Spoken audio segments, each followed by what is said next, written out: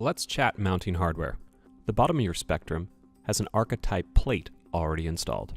The slider kits we sell come with an Arca clamp pre-installed. When mounting to a tripod head, pick whatever vendor you love and grab a monopod head or a ball head with an Arca compatible clamp. For your camera, you're going to need an L plate. For lightweight digital SLRs, there's lots of options, from heavy duty to lightweight camera specific options and everything in between. Here's a universal L bracket, and when we install it, we're making sure we leave enough room for our camera cable. If you're mounting up a heavy camera system, reach on out to us. We've got recommendations for heavy duty L brackets.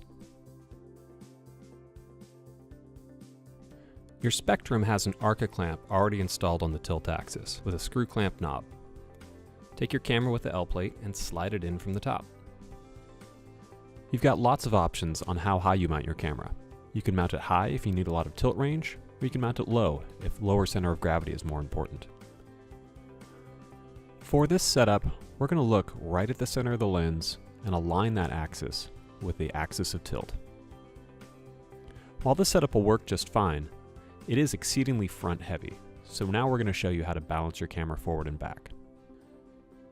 Now the center of gravity is really far forward, somewhere right around here. The Spectrum isn't sensitive to balancing like gimbals are, but having something this far out of balance means we can't move as fast or be as efficient. Right about here is the center of gravity of this lens. Let's show you a setup to move the center of gravity back more in line with the tilt axis. The change is simple. Here's the universal L bracket in the same camera setup. By adding another clamp and a rail, we can create an additional adjustment axis to move the camera forward and back. An easy trick to find the center of gravity is to balance it forward and back on your finger. Balancing your camera load is less important for the Spectrum than it is for your support equipment.